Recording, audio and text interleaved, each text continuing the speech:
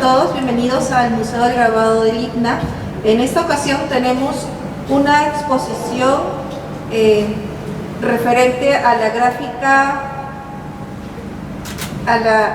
escolar, por así decirlo. Como tenemos aquí la exposición colectiva al Colegio No Voy Más. En este momento, como parte ya del cierre de la exposición, tenemos una conferencia que se ha titulado Reflexiones sobre la educación y el arte. Como primera ponente vamos a tener a Benuka Banán. Por favor, Benuka, adelante. Sí.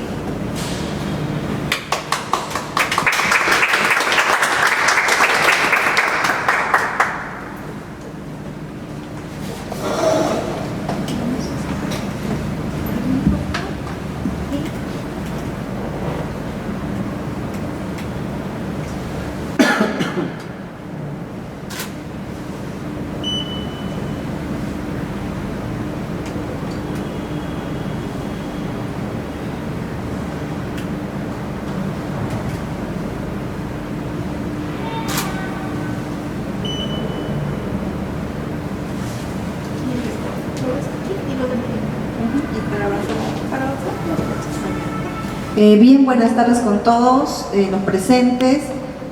Primeramente también agradecer a la institución ICNA, a las personas que están involucradas en el proyecto. Me encantó mucho la curaduría, ver las obras de diferentes artistas y pues comentarles, ¿no?, un poco de lo que traigo yo, lo que trae mi familia, que es acerca de las tablas de Sarwa, que ese es un arte del departamento de Ayacucho, de la provincia de Víctor Fajardo, de la comunidad de Sarwa. Sarwas. Aquí les muestro un poco la comunidad. La comunidad está a 3.200 metros sobre el nivel del mar y es conocida por sus tablas pintadas que registran la historia familiar de las personas que la reciben por motivo de construcción de una vivienda. Se pinta sobre troncos silvestres con tierras de colores naturales y el uso de la pluma de ave. Aquí puedo mostrarles. Aquí pueden ver unas tablas de Sarwa originales en la parte de aquí. Bueno, así no se coloca una tabla de Sarwa. Acá en la ciudad ya se coloca en la pared, pero en la comunidad se coloca en el techo. En el techo de 2 aguas, y como ven acá en la parte superior, ahí se colocaban las tablas. En el Ukuwasi significa el lugar escondido, el lugar donde solamente podían visibilizarlo los dueños de casa o familia muy cercana. En este cuadro vemos la ceremonia de entrega de tablas. Si pueden ver en el techo, hay una tabla pintada y las demás familiares vienen con otra tabla, con fiesta, con danza, con jarauis, para que la familia lo pueda recibir y pues también desearle buenas vibras, un buen futuro para el hogar. Aquí yo les muestro, como les mencionaba, esta técnica ha sido declarado Patrimonio Cultural de la Nación, el uso de la pluma de ave y tierras de colores naturales. Déjenme ver cómo es esto. Vamos a ver que se ve un ratito. Ya les conté un poquito desde la historia y contarles, mis padres son pioneros difusores de este arte. Esto yo no lo he aprendido en escuelas, yo no lo he aprendido en instituciones, lo he aprendido en el convivir con mis familiares, entre ellos mis grandes maestros Primitivo de Banán Poma y Valeriana Vivanco Espinosa. Yo nací cuando ellos tenían 42 años y pues desde el vientre de mi madre y de mi infancia hasta mi adolescencia y hasta ahora he vivido rodeada de arte. Así que ellos son mis transmisores de estos conocimientos propios de la comunidad, pero aquí en la ciudad de Lima, en el distrito de Chorrillos. A ver, sigamos por acá. Este arte de las tablas de Sarwa, mi padre y demás familiares con mucho esfuerzo pues se han asilado en la ciudad y han buscado la difusión de sus propuestas como arte. La vida del artesano hasta hoy en día no es fácil, es difícil dar continuidad. A veces muchos ya no quieren no quieren que sus hijos aprendan, por el motivo de que uno no puedes vivir el arte, el Estado mismo no te respalda, entonces a veces ya no quieren, pero mis familiares han persistido y en los años 80 pintaron unos sucesos que aconteció en la comunidad, el conflicto que había en esos momentos sociopolítico, y esos cuadros se fueron para otro país, y al retornar acá a Perú, en la ciudad de Lima, lo obtuvo el Mali para que puedan resguardarlo, pero hubo toda una difamación de la prensa, ¿no?, por un día, y luego fueron como 4 días de declaración de estos temas. Es ahí que se da más difusión, es ahí que la más gente se empieza a interesar, no necesariamente conocedores del arte, sino la población en sí se empieza a interesar sobre a preguntarse qué cosas son las tablas de Sarro. Y aquí, como les comentaba, mis familiares, mi papá, mis familiares, se asilaron en Chorrillos y formaron la Asociación de Artistas Populares de Sarwa, donde pues a partir de ese espacio había también vecinos que podían integrarse y pintar y mostrar sus historias a través de esa técnica de las tablas de Sarwa. Se creó en el año 82. Bueno, acá yo ya quiero hablar un poco de mí. Bueno, les comenté mis raíces, de dónde provengo, mis padres, mis familiares, y hoy en el año 2018 empiezo a abrir mi camino, empiezo a plasmar mis inquietudes, empiezo a moverme en otros circuitos también, y empiezo a participar en concursos nacionales, de los cuales quedó el 3er puesto. Eran nacimientos peruanos. Como ven, a mí en la parte superior es la primera vez que un curador pues exponía una tabla de Sarro como debería ser, ¿no?, en el techo. Entonces hice como una instalación con ichu, con troncos naturales, con tierras de colores. En el otro pues es un maguey, es un tronco natural de la zona, donde yo registraba las actividades culturales de la comunidad en el mes de diciembre. Ya luego también empiezo a cuestionarme, ¿no? Comentarles que las tablas de Sarro solamente por tradición eran hechos por varones, no por las mujeres. Había presencia de la mujer, pero no se registraba en los libros de historia. Entonces yo encontré ahí un vacío y dije, pues no, en estos tiempos ya deberíamos, ¿no?, de escucharnos todos, ¿no?, y que también las personas que se encargan de registrar a través de los libros también puedan conversar con todos los que estamos involucradas. Es ahí que yo empiezo a conversar con amigas historiadoras y a trabajar en equipo, ¿no?, mientras yo voy pintando temas de género, de denuncias, de anhelos de las mujeres migrantes, las mujeres andinas, las mujeres arhuinas. Ellas empezaron a escribir y a buscar espacios de exposición. Ahí, entonces, acá estoy con algunas obras. Bueno, ya. Y aquí ya estoy acá saliéndome un poco del formato tradicional que son las maderas, sino también ya empiezo a moverme en otros espacios más abiertos, que son las calles, que son los muros. Entonces a mí personalmente mi interés es que pues gente conocedora, interesada en el arte pueda ver, pero también gente que no, porque es una forma de conversar. Para mí las calles, donde pasan todo tipo de personas, a través del arte podemos conversar. Miras, te preguntas, ¿qué es esto? ¿Dónde viene? ¿Qué significa? Entonces vamos a ir creando un diálogo. Es por eso que me interesó aprender de manera empírica también la pintura en los murales. Luego también las prendas de vestir. Aquí yo trabajé con una diseñadora de modas de Puno, se llama Lourdes Chambi, y pues aprendí el uso de pigmentos, ya no tierras de colores, ya no pluma de ave, sino en la práctica aprendí a usar pigmentos especiales para telas. Y igual pintaba historias, sucesos de mis familiares, cómo migraron, a qué se enfrentan.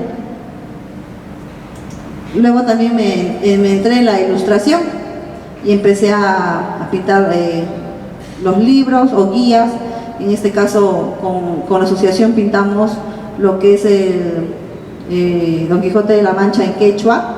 Luego también ilustré la guía de ANFACEP, el Museo de la Memoria de Ayacucho, y hace poco también una ilustración sobre la agricultura en la comunidad de Puno.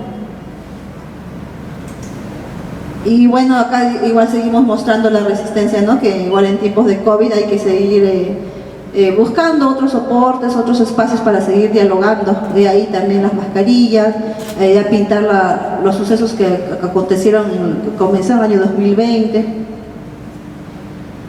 Igual seguí mostrando acá también temas políticos, cuando mataron a Brian y a Inti.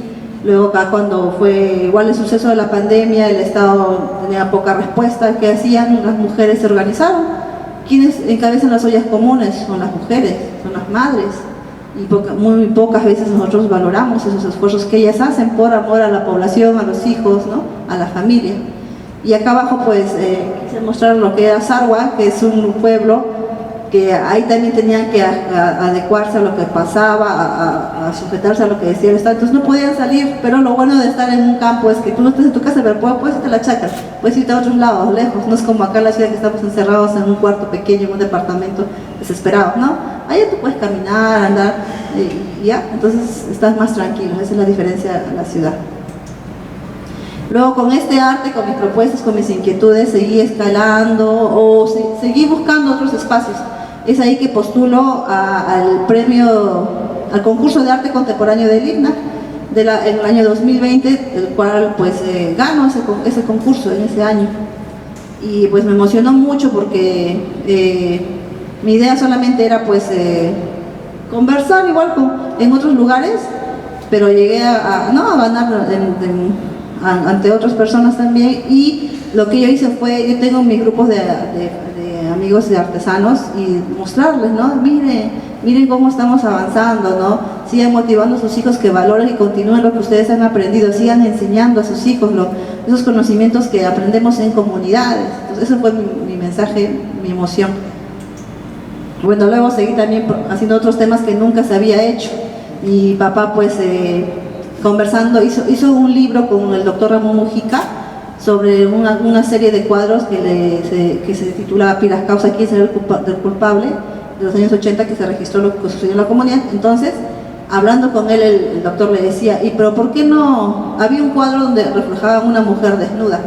Entonces, mi papá decía pues que mostrar la desnudez de la mujer era una vergüenza para la mujer y que de erotismo en la tabla de Sarwa no se habla. Entonces dije, no, bueno, es algo que a mí me interesó y quise mostrarlo. Así que pinté sucesos igual eróticos de la comunidad, y el otro es mi autorretrato erótico. Acá igual seguimos con el tema. Y ya también empiezo a tocar otros temas, ¿no? Que también son, que sucede pero que no se habla, ¿no? Sobre la comunidad LGTB. Entonces empiezo a tomar pedidos de personas, amistades que trabajaban en los ministerios, y interesados también en las tablas y retratar la historia, porque las tablas de Sarwa registran historias familiares. Entonces empecé también a retratar estas nuevas historias familiares que existen, que están presentes. Y ya también empiezo a ver el tema del arte textil. Ya me salgo del formato de madera, de mural, ¿no? De otros soportes que no sean planos. Me empiezo a entrar a lo que es el bordado y a trabajar en comunidad también, porque esas son mis ideas, pero lo hacen mujeres que están especializadas en hacer la ropa indumentaria de las mujeres de la comunidad. Entonces conversamos, ellas van proponiendo, entonces vamos ahí abriendo esa forma de trabajar en colectivo. Aquí pues igual toco temas de violencia de género, he salido a varias marchas, y pues esa es una forma también de canalizar y de hacer presente lo que muchas veces las mujeres de comunidades amazónicas o andinas no lo pueden expresar, ¿no? Y que el arte nos permite eso, sanar, expresar y denunciar qué queremos como mujer, qué queremos mejorar, qué debería desaparecer, ¿no? Para nuestro bienestar como mujer. Y acá quería entrar un poco más, a ver las imágenes ya. Justamente como la exposición es sobre educación, es algo que también a mí me gusta mucho. Yo he aprendido a transmitir lo que sé. Yo ahora puedo hablar ante ustedes sin vergüenza, sin temor, con fluidez, a través de dar talleres, a través de transmitir lo que sé, como lo han hecho mis familiares conmigo, mis padres.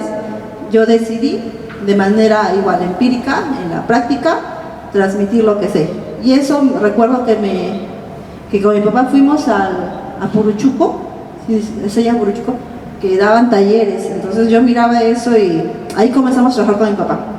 Él tiene mucha información en la historia, pero ya a veces por la edad también el ojito, la manito no le ayudaba. Entonces hicimos algo: papá, tú cuentas la historia y yo me meto a hacer la parte práctica, le decía. Entonces empezamos a trabajar así en conjunto. Luego ya me fui también yendo por mi cuenta, sola ya.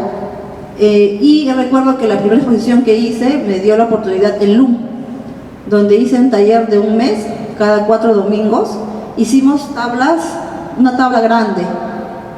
Contarles que las tablas de salva se pintan de manera colectiva. Entonces en el museo pudimos trabajar de esa forma, de manera colectiva. Algunos simulábamos que éramos familia, entonces tú eres papá, mamá, hijo, y empezaban a registrar su historia. Otros venían el siguiente domingo y hacían el relleno, otros venían y hacían los detalles, y así lo fuimos trabajando de manera colectiva. Y también fui involucrando a más jóvenes para que ellos también puedan transmitir lo que saben, y mi interés era que no se pierdan esos conocimientos que no se enseñan en escuelas, que lamentablemente a veces no le toman mucho interés, o solamente lo vemos en libros, cuando los que realmente realizan estos trabajos estamos vivos, estamos aún presentes y tenemos la capacidad y el deseo de compartir en estos espacios educativos, pero no lo hacen. Entonces nosotros en parte poco a poco me he ido formando en eso, especializando también. Entonces he dado talleres en la comunidad misma en el año 2019 con los niños, con las niñas del pueblo, y esto también cuando hago exposiciones o me invitan a otros lugares dentro y fuera del país, también lo hago. Siempre propongo hacer estos talleres porque siento que yo estoy viva y quiero conversar y quiero que me escuchen y quiero que entiendan lo que pienso, ¿no? Entonces eso yo propongo. Acá tengo unas imágenes donde he ido en Sarwa, acá están, aquí fue con los estudiantes de arte de la Universidad Yale. Aquí sigo en la comunidad con mis niños. Aquí estamos haciendo afuera en el parque, en la plaza, la ceremonia del Tablapaycuy, estamos cantando. Ahí estoy en la casa de mi papá. Ahora, cuando fue la comunidad me dijeron que hacerlo en el colegio, pero me decían, pero no vayas a manchar esto, pero no vayas a valorar esto, y de verdad que eso me aburre, me limita mucho. Entonces, ¿sabes lo que hice? Agarré a los niños, me los llevé todos a la casa de mi papá y armé carpetas y ahí nos sentamos a pintar. Pusimos la música que quisimos, salíamos afuera del pueblo a juntar las tierras, habilitábamos nuestras maderas en el campo. Entonces ahí ya nadie me dice que ten cuidado que vas a romper eso, no, sino vamos jugando, como yo aprendí, con ellos también vamos jugando, y ellos hacían sus propias historias. Entonces esa es otra forma, ¿no? Salirnos de las aulas para trabajar en el campo. Aquí ya estoy en otras instituciones, aquí estoy con mi papá, aquí con él en el LU, arriba estoy en el BCR, en el MUSEN, aquí estoy en Pensacola, también sigo en el LU, aquí estoy en el Ministerio de Cultura, en un espacio en Miraflores, en el colegio de mi barrio que se llama Zumbayu, en el INA, pero también en Miraflores. Y aquí ya sigo transmitiendo en Colombia, en Dubái, y acá en Trujillo, también me he ido al norte. Y hace poco una amiga que es docente de la San Marcos me invitó para poder compartir lo que sé con la Facultad de Educación. Entonces a mí me alegra mucho compartir con educadores, porque ellos lo van a replicar en las aulas, con los niños, con las niñas, con los adolescentes. Aquí estoy en Amazonas también con otros artistas en una residencia, y pues todos compartíamos lo que sabíamos, y pues nosotros hicimos una tabla de Sarwa, igual simulando que todos somos familia, practicando el jarawi, cómo se entrega estas tablas. Y aquí, bueno, seguimos con mis niños de la comunidad. Y este es un poco el resultado de lo que trabajamos de manera colectiva. Con los pequeñitos, bueno, empezamos, los grandes hacían el diseño y los pequeñitos el relleno. Entonces empezamos como con 70 alumnos, terminamos como unos 30 y pico, pero todo lo hicimos en conjunto. Eso es lo bonito porque cada quien aportaba su idea. Hay algunos nombres ahí, acá estoy yo, la profesora con lentes, y ahí están mis demás niñitos con sus nombres. Bueno, esto, y también contarles que también me llevó a un curso de gestión cultural justamente para seguir contribuyendo con la comunidad, sea en el pueblo mismo o también con la comunidad de salguinos residentes aquí en la capital, que se llama Sofrazarel. Ese es un poquito de mí. Bueno, gracias.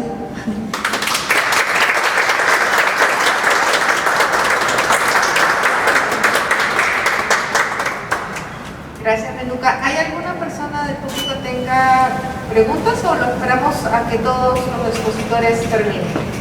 Al final, si no, mejor para poder avanzar. En este caso, el siguiente ponente, muchas gracias, Meluca. El siguiente ponente que va a estar aquí es Julio Granados. Un aplauso para él, por favor. Tenemos acá en la exposición de Al Colegio No Voy Más, la serie de trabajos de Libélula. Buenas tardes. Sí. Buenas tardes.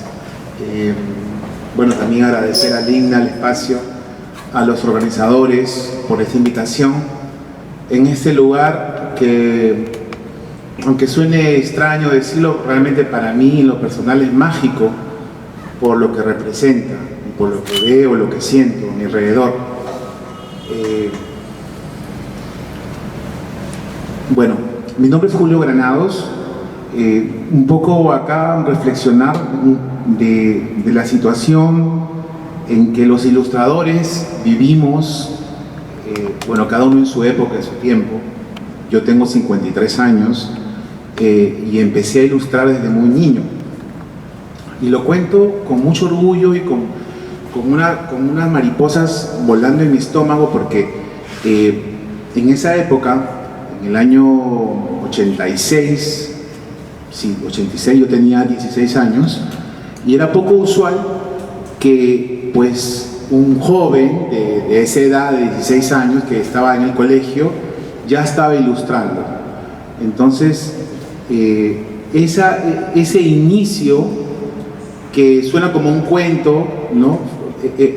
Apareció en mi camino gracias a la oportunidad que me dio el Ministerio de Educación. En esa época sacaban unos cuadernos, que por ahí los veo con nostalgia, que me gustaría tener uno de ellos, que regalaban gratuitamente en los kioscos de periódico. Y llegaron a conocerme, porque imagínate, un chico de 16 años en el 86, donde no había internet, no había redes sociales, era mucho más difícil ubicar a los ilustradores que inclusive hasta el día de hoy, parece mentira cuántos años han pasado, la gente en sí no sabe qué significa ser ilustrador. Y yo siempre respondo a las personas que también somos unos contadores de cuentos. Nosotros los ilustradores somos los que le damos una vida paralela a las letras. Entonces es algo muy fundamental, pienso. Entonces recuerdo que a través de la esposa de un gran poeta que se llamaba José Watanabe, no sé si lo recorren por ahí, a José Watanabe era un poeta extraordinario y que por esos azares de la vida resultó ser mi tío, porque se casó con la hermana de mi papá, entonces era mi tío. Y recuerdo que cada cumpleaños él llegaba con una latita, bueno, en ese tiempo venían unas latitas de acuarela y me la regalaba con algún libro escrito por él, y me acuerdo que decía en uno de sus libros que se llamaba El uso de la palabra, y me puso una dedicatoria que yo no entendí en ese momento, inclusive yo me ofendí porque sentía que me estaba diciendo algo que decía: Julio, el arte es trabajo, trabaja pues. Entonces, para un niño de 15 años, para mí era como, pero, o sea, ¿qué me estás diciendo? No entiendo, o sea, ¿por qué me dices eso? Si yo dibujo, con mucha pasión, porque él sabía mis ganas de ser un gran dibujante, estaba todo el día dibujando. Yo era un niño bastante extraño, no lo voy a negar, porque en vez de carritos, de ir a jugar fútbol, yo siempre estaba dibujando, o pidiendo mis plumones Faber-Castell, que en ese tiempo eran lo máximo, o mis cuadernos Loro. Yo, o sea, siempre me gustaron los libros, los cuadernos de dibujos y los plumones. Entonces siempre pedía eso. Entonces les cuento esto porque de acá viene todo esto que para mí vino mi mundo. Gracias a él conocí se separó de mi tía y se casó con una gran ilustradora que se llama Brenda Landon. Brenda Landon fue mi madrina, o sea, fue realmente la que me descubrió, porque ella en una reunión familiar vio mis dibujos y me dijo: ¿te gustaría ilustrar? Me dice, o sea, ¿te gustaría ilustrar para unos libros que van a salir, están buscando? Y yo era un chico de 16 años y yo le dije, por supuesto, le dije, ¿a quién tengo que matar? O sea, yo estaba como un cuchillo filudo.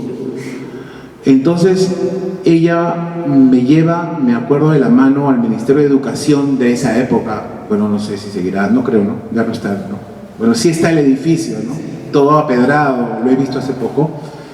Y me acuerdo que en el piso veintitantos, no sé, sale la ministra y ve a un niño de 16 años, yo en ese tiempo era flaquito.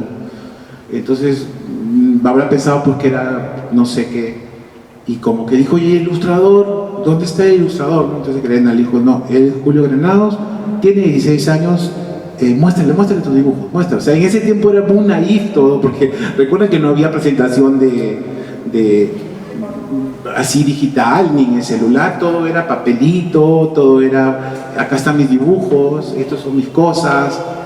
Y entonces ella vio mis dibujos y algo que yo creo, por la cual me contrató, porque tampoco no es loca la mujer, por más que sea... Hola, ¿se paró, no? ¿Me escuchan o no? Sí se escuchan, pero sí. ¿Seguro? Sí, sí. A ver. Hola. Bueno, continúo, ¿no? ¿Me escuchan? Sí. Ya. Entonces, vio que en mi gráfica había mucho sol, había en una ciudad gris como Lima, que no hay mucho sol, siempre le dicen, ¿no? El burro, la panza de burro y no sé qué. Había mucho sol, muchos pajaritos, muchas flores amarillas, fucsias, y era porque yo de niño vivía en el campo. Mis abuelos, de parte de padre, son serranos. Gracias. Son del centro, son del Valle del Mantaro. Entonces yo tuve la gracia. Mira, de verdad que no les exagero, la gracia. Yo doy gracias a mis abuelos que, por circunstancias familiares, me llevaban al campo y me quedaba grandes temporadas con ellos, ¿no? Sobre todo con mi abuelita, que me crió. Y mi abuelita era profesora de bordado. Entonces, cuando mi abuelita bordaba, yo veía los colores que ella combinaba. Agarraba y veía los colores, que el fucsia, que esos fucsias que ahora están de moda, esos amarillos, esos naranjas, ¿no? Entonces, yo le veía y mi abuelita, en un momento y en una sociedad tan opresora, ¿no? De que los hombres juegan fútbol y hacen qué, y las mujeres cosen y cocinan. Sin decirme nada, mi abuelita me dejaba hacer. Como persona, como artista, inclusive me enseñaba a tejer, me enseñaba a bordar. Y veía que yo tenía condición para bordar. Entonces, cuando venía mi abuelito, ella tiraba las cosas porque no quería que me vea mi abuelito me bordar, porque era como que, ay, ¿no? Ella era mi gran compinche, ¿no? Y ella fue mi primera profesora yo considero, de diseño, ¿no? Porque no solamente el campo en sí es un maestro, cuando tú ves esos colores irrepetibles, inanarrables, colores que realmente te llegan. Hay colores tan fuertes que te logran emocionar. Entonces, retomando lo de Lima, cuando ella vio esos colores, esas figuras del campo, justo coincidía que ellos querían, el libro se llamaba Sembrador, entonces tenían que dibujar a personas sembrando el campo, y entonces yo encajaba perfectamente para lo que ella buscaba, ¿no? Justo. Y me dieron el trabajo a los 16 años. Con mi primer cheque me acuerdo que compré mi primer tablero de diseño, y algo mágico e irrepetible ocurrió, que fue que me di cuenta que yo estaba ya marcado para hacer eso. No sabía si iba a poder comer o vivir, si me iban a pagar, si me iban a caer palos en el camino, si mi familia me iba a entender o no. Y de hecho que fue así, porque después, cuando yo ya empecé a seguir dándole a la misma nota, mi familia como que dijo, bueno, ¿de qué va a vivir este chico? Y los peros y todo lo que conlleva ser un artista en general, que prácticamente para muchas familias es como que tú lo estuvieras diciendo, no sé, pues no quiero decir cualquier cosa, pero algo no muy bueno, porque todos quieren escuchar que tú seas un abogado, un arquitecto y todo ello, ¿no? Entonces, dado esto, les cuento todo este inicio, porque el trabajo de todos los ilustradores, yo estoy seguro de muchos de los que están acá, han vivido historias no iguales, pero bastante similares, porque yo sé muy bien, yo sé lo que es el rechazo cuando tú quieres ir a estudiar carrera de diseño, que es algo en esos tiempos, ya comenzaba el 90, era como, ¿qué es eso? ¿De qué vas a vivir? Y tener que trabajar y pagar tus estudios, como muchos lo hacemos, pero en algo que no sabes si te va a dar de comer, ¿no? Entonces, todo eso, toda esta carga emocional que ustedes sienten, que yo les voy contando, tiene que ver con todo esto, porque cada ilustración que ustedes ven acá está hecha por una persona que ha vivido esa época, que eran personas que en algún momento fueron rechazadas, que estaban diciendo, oye, ¿qué estás haciendo? Esos dibujitos, que esos dibujitos ya tienen una connotación muy despectiva. Y esos dibujitos, no, como dice la gente, hacen de que la gente pueda entender, que todos podamos entender no solamente esa maravilla de texto, sino darle otra perspectiva, otra dimensión a la lectura. Bueno, luego, gracias a Gretna y a Nobuko Tadokoro, que fue una gran ilustradora, yo sé que de repente estoy hablando nombres rarísimos, dirá quién habla de este tipo, pero sí son importantes porque son pilares de la ilustración de los años 70, 80. Nobuko Tadokoro era una gran ilustradora japonesa, peruana, que me adoptó también como su ahijado, y teníamos cosas en común, que adorábamos los gatos, que éramos pobres y que ilustrábamos. Entonces, ya, mi madrina y yo soy tu sobrino o ahijado, y hacíamos olla común, o sea, literalmente hacíamos olla común. Ella vivía en una mansión, y nunca voy a olvidar que llegamos a una casa espectacular, pero espectacular, era una mansión inimaginable, y yo dije, Nobuko es millonaria. Y cuando ella abrió la reja, al costado había una casita chiquitita, y era que había heredado la casa que era del jardinero, que era su papá, pero que los Isola le habían concedido para que ella viviera ahí con su hermana. Entonces era una casita chiquitita, así de cuento, casi como para un jardinero, obviamente, y ahí entramos a esa mansión y nos íbamos a un costado a cocinar juntos y comer y hacer nuestras cosas y dibujar, hacer nuestros proyectos, y un poco me sentía acompañado de ella, ¿no? Gretna Landol también, obviamente, pero Gretna Landol viene de una familia diferente, de una condición social diferente, el mismo apellido lo dice, o sea, ¿no? Maravilloso.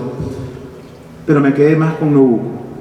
¿Por qué cuento de Nobuko? Porque en los años 90, Beto Ortiz, que lo conocí cuando él no era lo que es ahora, ¿no? Lo que es ahora, lo conocido y mediático. Recuerdo que nos presentó un amigo en común que sacó una revista que se llamaba Boom. La revista Boom es otro movimiento que en otro tema seguramente se tocará, que es todo un movimiento del cómic que existe, que es latente, que también participé gracias a Julio Polar. Julio Polar era un loco, no sé, un rebelde sin causa o con medias causas, que quería editar su revista de cómic. En esa época era como una cosa rarísima también, y lo cual participé, me acuerdo que estaba comentando a un amigo que como sabía que no iba a publicar más, porque era algo inaudito en esa época sacar una revista de cómic en los años 86, me acuerdo que él me dijo: yo sé que no vamos a sacar más, así que este número va a ser el número 2. Y salió con el número 2, porque él quería pasar el número 1, y así salió la revista, con el número 2. Bueno, en esa época, Beto me dice: Julio, que ya nos hicimos amigos, ¿no? Él tenía, pues, yo tengo 53, tenía como 55, 56. Él era un periodista. ¿Por qué les cuento? Porque gracias a él obtuve este trabajo, por eso lo cuento, ¿no? Entonces era un periodista que recién comenzaba, que estaba ahí con su pelo largo, y me dice: mira, hay un periódico nuevo que se llama Página Libre y están buscando ilustradores, dibujantes, como quieras llamarlo, para la publicación. Entonces yo, emocionado, ilustrador con hambre ya de 20 años, yo dije: bueno, voy a participar, y fui con él, ¿no? O sea, él me llevó y me soltó al ruedo, ¿no? Yo fui todavía no había internet, no había nada de esas cosas. Entonces yo llevé mi portafolio y empecé a mostrar mis dibujos a Tondrak. Tondrak se llamaba el director, ¿no? Humberto, no quiero pecar, no me acuerdo, pero su apellido es difícil de pronunciar, alemán. Y entonces él me vio, le gustó mi trabajo y me ofreció hacer el suplemento infantil. Acá viene un cambio increíble para mí. Y me dice: queremos un suplemento infantil que rompa todas las barreras, que no sea comercial y que tenga no sé qué, que no sé cuánto. Y yo creo que tú eres.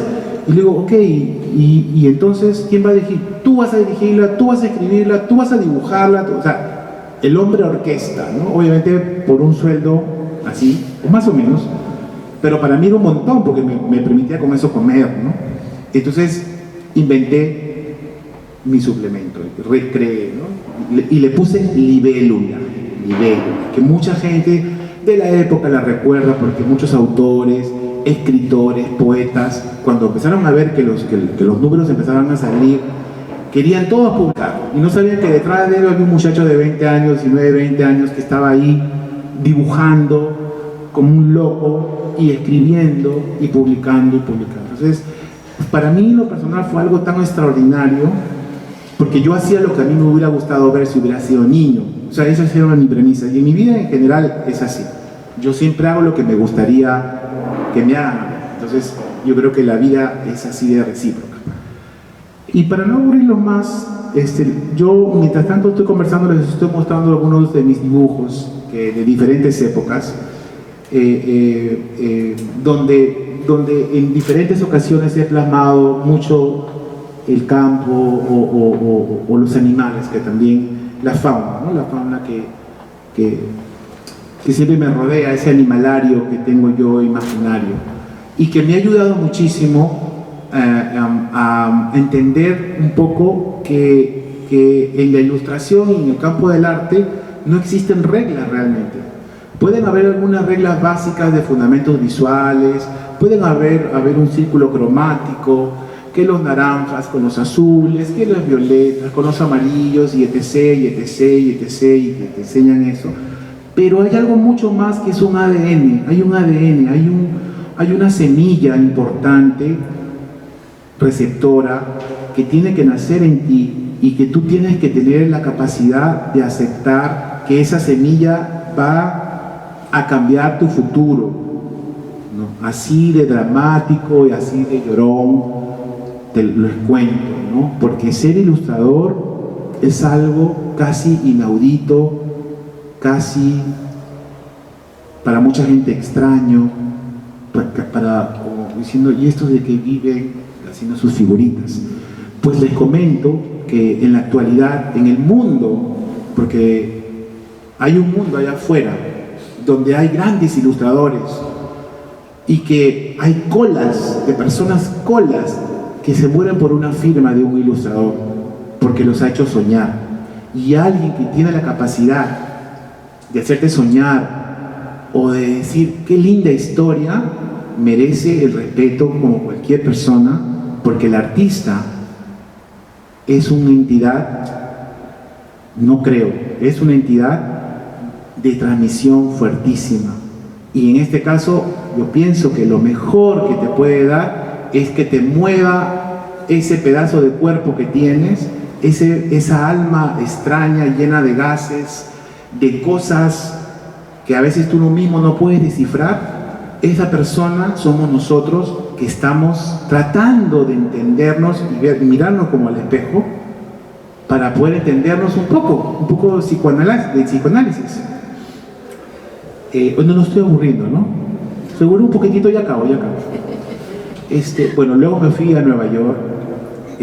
Suena muy fabuloso, y lo fue, porque en el año 2000 yo decido cambiar de aire, me dan mi visa, me voy y no regreso al Perú 20 años después.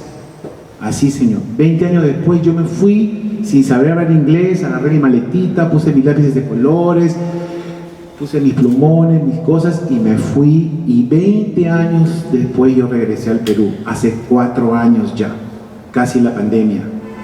Y cuando yo llegué allá, me pareció tan extraordinario ver esas librerías maravillosas, llenas de libros extraordinarios, con unos ilustradores que da ganas de santificarlos, y que detrás de cada uno de ellos hay una historia impresionante, y tú te vas sintiendo como que tú no estás tan solo como tú lo imaginabas. Hay gente que sí se dedica a esta carrera, y empiezas a conocer y a absorber y a aprender. Y pasaron 20 años e hice unos trabajos maravillosos allá en Nueva York también. Muchos de ellos son estos de acá que están viendo.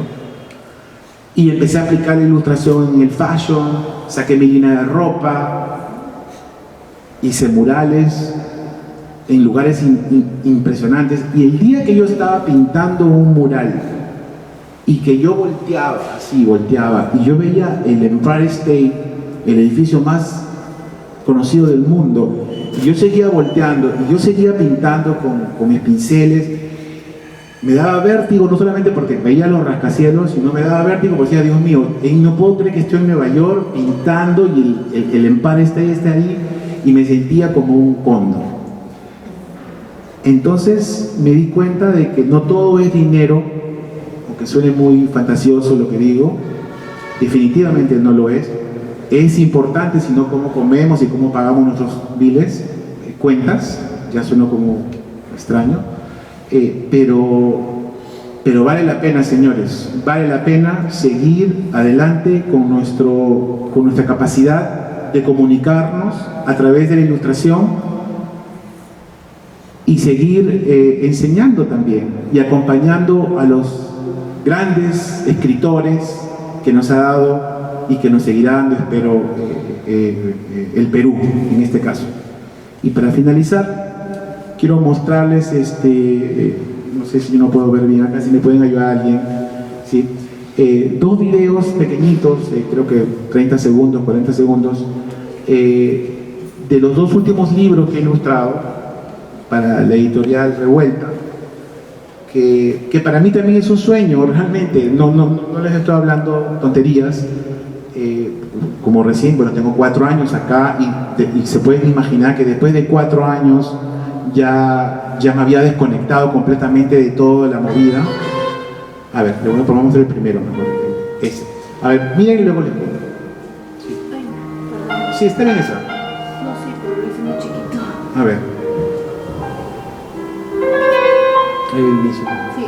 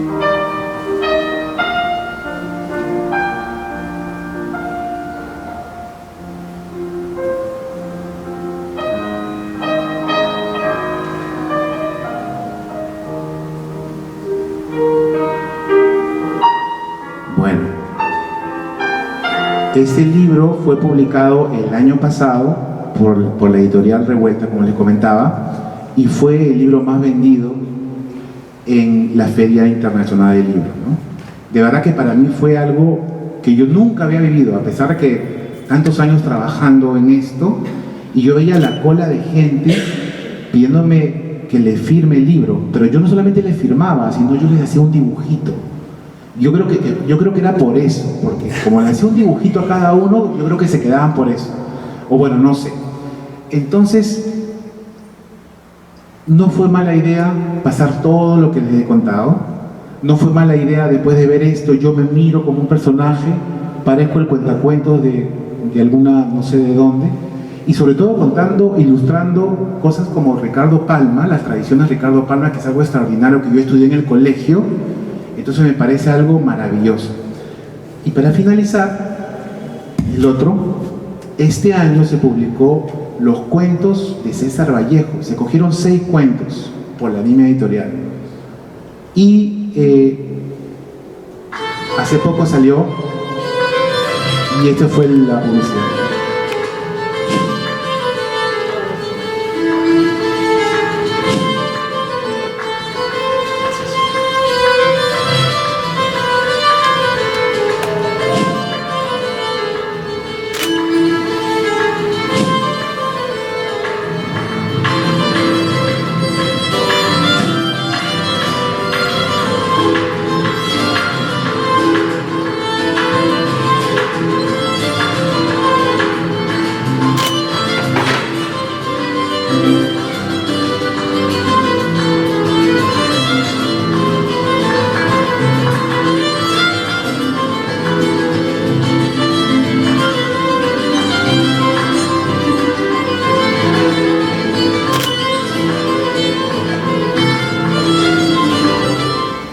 Este libro salió este año, la feria acaba de terminar hace creo que una semana o 2, y bueno, ¿por qué hice tanto los números? Sí, los números importan. Este libro ahorita me acaban de decir la editorial Feliz que ha sido el número 2 en ventas después del de Jaime Bailey. ¿Y por qué les cuento esto con orgullo? ¿Sabes por qué? Porque como siempre ha sido tan difícil esta carrera, entonces ver que el libro guste, que el libro sea pedido o que se reedite, es un logro maravilloso. Dirán, mucha gente dirá, pucha, un libro, casi la gente no tiene ni libros en su casa, ¿no? Oye, ¿en qué época tú estás? Hello. Pero, ¿saben qué? No me importa. Yo estoy feliz con mis libros y así moriré sabiendo que estoy ilustrando libros de grandes autores y colorín colorado, este cuento se acaba.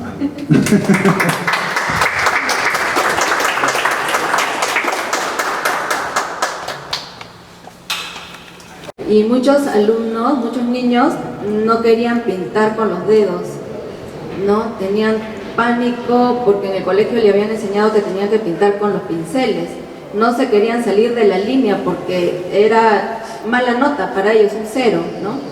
Entonces yo les decía, no, aquí no hay nada de mala nota, acá todos son libres, todos pueden coger con la mano, pueden hacer lo que ustedes deseen, ¿no? Entonces eso como que también era como que chocante, pero poco a poco ya ellos se iban sintiendo más libres, ¿no? Y con respecto a cómo yo pues me fui por este lado del arte, también recuerdo mucho, yo viví en una ex hacienda azucarera, que hasta ahora ya es una empresa, ¿no? Azucarera, pero yo nací en la post-reforma agraria, ¿no? Mis abuelos llegaron a esta empresa en la época antes de la reforma agraria. Mi abuelo era el médico del pueblo y mi abuela era la profesora, ¿no? Y en ese tiempo justo surgió lo de la reforma agraria, ¿no? Entonces a todos los que vivían cerca, a los patrones, a los dueños, que eran todos los profesionales, ¿no? Lo juntaron en una sola organización donde vivían también los campesinos, los cortadores de caña, todos juntos, ¿no? Entonces yo ya pues nací ahí, mi mamá era secretaria de gerencia y esto, y yo vivía al costado de mis vecinos que eran los cortadores de caña. Mis otros vecinos eran, pues, no sé, los que recogían las hierbas, y había de todo, ¿no? En mi barrio. Entonces, yo me crié en ese contexto, ¿no? Entonces, mi mamá se iba a trabajar y yo salía sin zapato, con toda mi mancha, con todos mis compañeros, mis amigos del barrio, y nos íbamos a las chacras. Yo no tenía ningún animal, pero me iba a pastear los animales de mis vecinos, ¿no? Entonces yo me crié en ese contexto, con ese pensamiento de que todos somos iguales, ¿no? Que no porque yo era más blanquita, o de repente mi vecino era de Chota, o mi otro vecino era de Piura, o sus papás no tenían estudios, yo era superior a ellos, nada que ver, ¿no? Y tengo muy bonitos recuerdos de los vecinos que me querían como hija, que yo les decía mamá, cosas muy bonitas he vivido en esa post-reforma agraria, ¿no? Entonces yo creo que esto del arte fue por mi abuela. Mi abuela era profesora de colegio fiscalizado, donde yo también estudié ahí, en Andahuasi se llama la localidad, y mi abuela le encantaba cantar, pintar, todo lo que tiene que ver con arte, y desde muy pequeñita me llevaba a mí a actuar. Yo me acuerdo que a los 4 años, yo me acuerdo de los 4 o 5 años, me llevaba pues vestida de pastorcita, ¿no? A la iglesia, vamos cantando con las panderetas. Yo salía en casi todas las actuaciones de mi aula a cantar, a pintar, etcétera, etcétera, ¿no? Y ya pues, ya en la secundaria estudié en un colegio de curas particular, y ya que en Andahuasi no había colegio secundario, ya me tuve que ir a Huacho. Y bueno, igual todo este tema del arte siempre lo tuve ahí. Yo le hacía los dibujos a todos mis amigos, me la pasaba dibujando y dibujando. En el aula me querían matar porque yo me la pasaba dibujando. Era una cosa que el arte lo tenía ahí en mí, ¿no?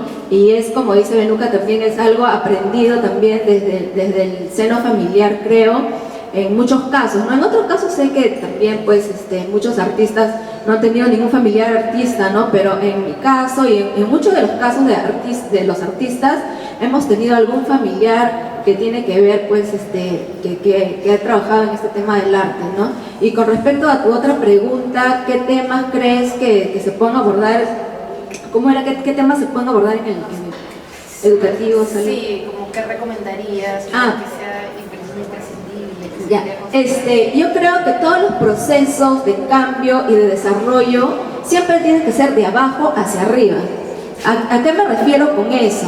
Que nosotros, para saber qué es lo que necesita una determinada población, debemos consultar con esas personas, con esos individuos, ¿no? Es lo que sucede, por ejemplo, en los ministerios.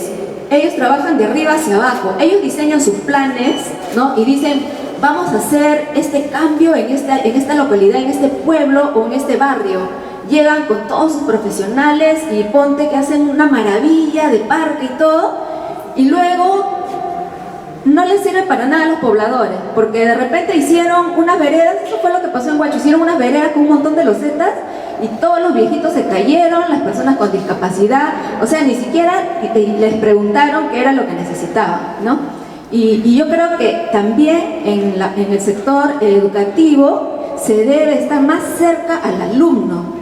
El profesor no puede estar ahí, yo soy lo máximo y el alumno pues ahí abajo, no, sino ponerte ahí al llano con el alumno y preguntarle qué te gusta, qué necesitas, con qué cosas te hacen felices, ¿no? Y a partir de ese diálogo con el alumno poder diseñar estrategias educativas que puedan favorecer al alumno y que pueda impulsar pues todas sus capacidades, porque hay niños que tienen ciertas capacidades y otros no, Entonces, trabajar con los alumnos. Yo me acuerdo mucho de Jorge Slava, el escritor, con él yo llevé un taller de inserción de la lectura a niños y adolescentes, ¿no? Y él justo escribió un libro sobre este tema, ¿no? Sobre cómo acercarse a los niños y jóvenes, ¿no? A través pues de lo que yo hace un momento citaba, de literatura que a ellos les interese, ¿no? Por ejemplo, él hablaba sobre la lectura, que nuestro país es uno de los países que tiene los índices más bajos en lectura y comprensión lectora, ¿no? Estamos prácticamente hasta las patas en ese tema a nivel latinoamericano. Y él, pues, en ese libro y en ese curso, pues, él nos contaba que, pues, se podría cambiar todos estos índices si los profesores se acercan más al alumno, ¿no? Si los comprenden más, si ven qué es lo que les gusta y les proporcionan textos ciertas materias o actividades que tengan afinidad con sus gustos y con sus claro. No, yo creo que por ahí vendría la cosa, ¿no? Que se acerque más a los niños, a los alumnos, ¿no? Creo que yo, ¿no? No, lo veo chiquito nomás. A ver, yo estudié en 2 colegios, básicamente en los 70s, cuando era muy niñito, estudié en un colegio militar, créanlo o no, y era mixto, interesante, porque estaba frente a mi casa en el Rima. Yo vivía en esa época, hasta los 15 años, en el centro histórico del Rima. Y entonces, yo tengo, fíjate, del colegio de chiquito sí tengo recuerdos bonitos cuando era chiquito, ¿no? O sea, me acuerdo que habían unos libros muy bonitos que se llamaba Urbi, que a mí me fascinaba, con una ilustradora que se llamaba Charo Núñez, que después tuve el gusto de conocerla. Ya cuando comencé ilustrando jovencito, la conocí. Y bueno, luego me cambiaron de colegio a un colegio religioso. Te soy honesto, o sea, fue lo peor para mí, o sea, te soy honesto, o sea, con todo el respeto, o sea, para mí el colegio es la gente, ¿no? Y entonces tengo recuerdos muy bonitos de algunos compañeros, pero de otros no tanto, porque había mucho bullying para mi persona.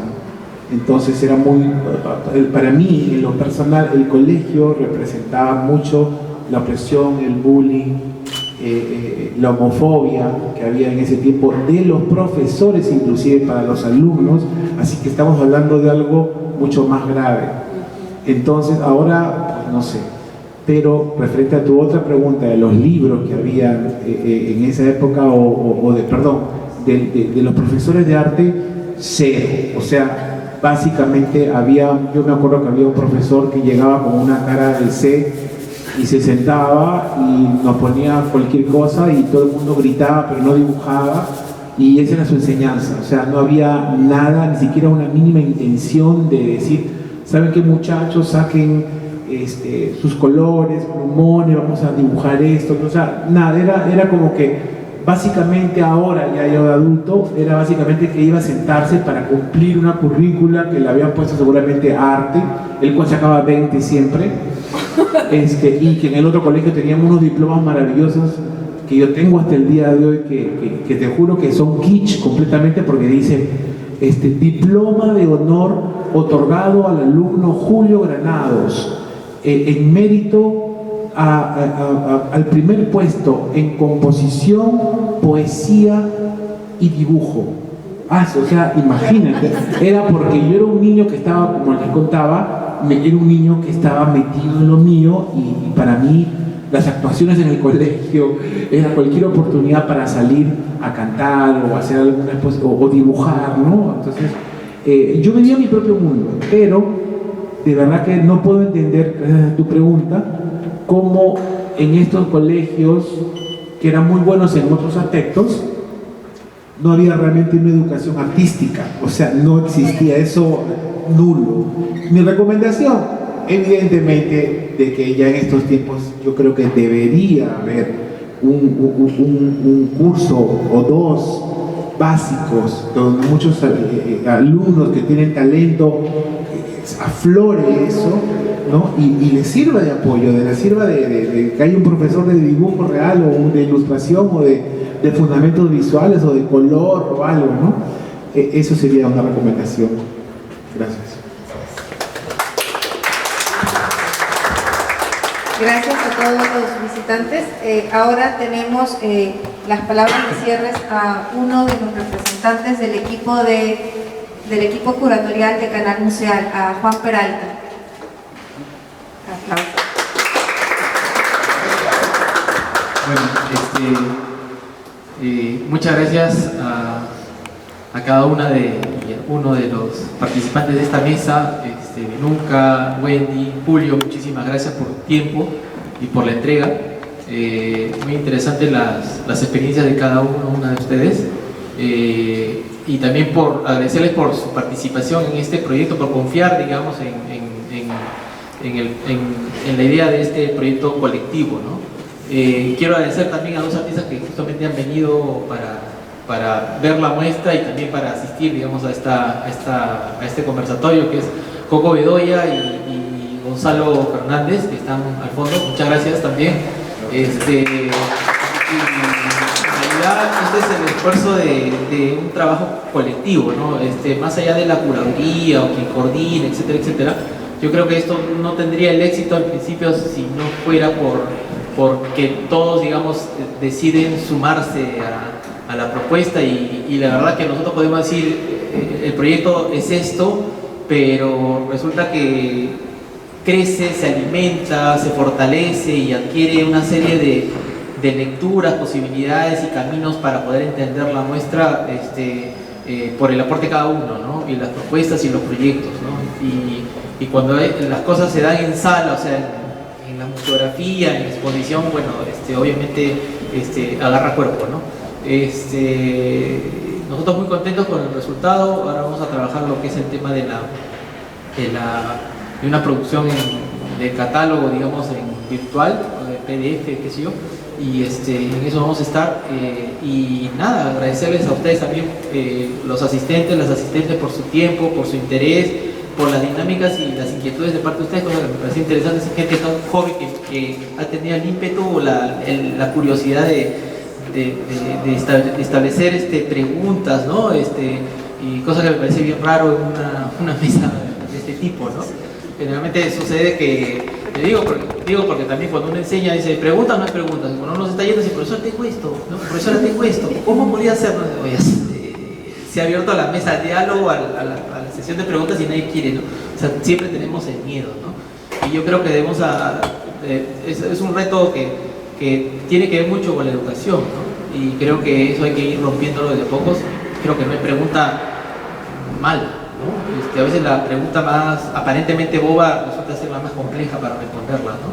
Eso. Y otra cuestión es algo importante que sacamos de todo esto, es que yo creo que aprender siempre a mirarnos como parte de un contexto. O sea, nosotros somos producto de un momento dado, de un proceso, ¿no?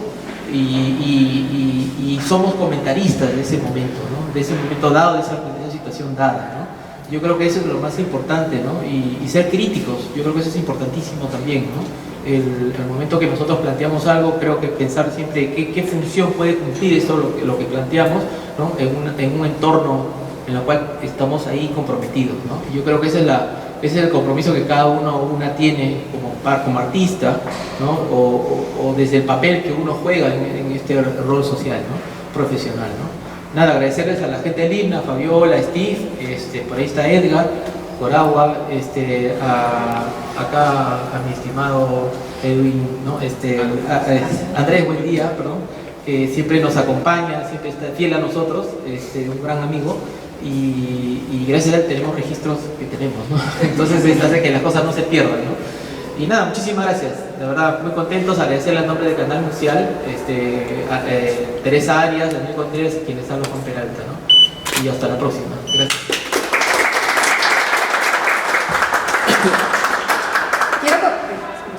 Sí, quiero comentarles que tenemos un pequeño regalito a los participantes de la conferencia, es un mini print. En este caso, no de esta exposición, sino de la que tenemos en el segundo nivel de Irina González. Sí. Gracias.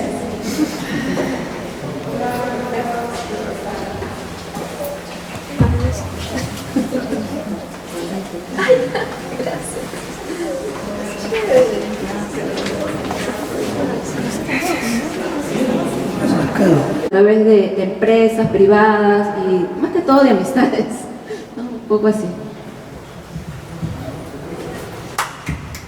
¿Alguna otra pregunta? ¿Qué tal? En realidad tenía preguntas para estos tres grandes artistas, pero quería comenzar con el señor Julio Granados. Más que nada, primero felicitarlo por todas las obras, por todos los años de trayectoria. Sus ilustraciones son increíbles. Qué bueno que mantenga la esencia del campo de su abuelita en cada ilustración. Veo su libro, me llama mucho la atención. Espero tener la oportunidad en algún momento que me lo firme. Y quería preguntarle qué mensaje podría decirle a todos estos jóvenes, a todas estas personas que tienen las ganas de transmitir su arte, de ser ilustradores, pero a veces les gana ese miedo de ser juzgados no solo por la familia, sino por amigos, conocidos, que digan que no van a llegar a nada en algún momento de sus vidas. Antes que nada, gracias, de verdad que me encanta que me digas que tienes los libros que he ilustrado y yo feliz cuando quieras. Y lo otro es una pregunta bastante difícil de responder, pero lo que sí te puedo decir es una cosa, que el ser artista, trabajar en arte sobre todo y querer vivir de ello, es algo que tienes que tener con una mano dibujando y con la otra mano con una garra de águila o de cóndor de este tamaño. Tienes que reinventarte, tienes que trabajar muchísimo tu personalidad, porque eres un cuentacuentos también. Entonces, si eres una persona que quiere dedicarse a esto, tienes que desarrollar tu capacidad de encantamiento, tu capacidad de comprender también y de reinventarte constantemente a los cambios brutales, a los prejuicios, a etc, etc, etc, y siempre estar ahí. O sea, no es fácil, para nada, no es nada fácil. Así que yo no critico nunca, al contrario, yo veo como unos guerreros a los jóvenes que están dibujando, que están haciendo sus cómics, porque ellos tienen ahora otra cultura. Ellos a través del internet están viendo todo lo que está pasando. Entonces ellos en esta época ahora todo es cómic, todo es historias japonesas. Es toda una cultura que no había en mi época. Todo eso también conlleva a unos padres también que también no los aceptan, que seguramente igualito dice que vas a vivir la misma historia, solamente en otro escenario, pero siempre se va a necesitar que saques energía, que saques ganas extras. Tiene que haber algo extra, no puede ser una cosa solamente de que te guste el dibujo, porque dibujar nada más o dedicarte solamente al arte, como nos decía nuestra amiga, que cuando ella regresó a su pueblo, veía que casi todos trabajaban en otras cosas y no en el arte. Entonces es algo que no es fácil, pero no imposible, y nosotros somos pues un pequeño ejemplo que sí se puede. Gracias. Muchísimas gracias.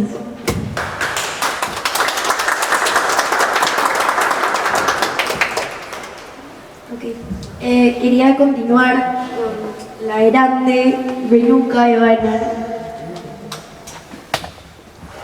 Primero que nada, aplaudir su gran trabajo y seguir transmitiendo la tradición que sus padres le enseñaron, seguir manteniendo cultura viva.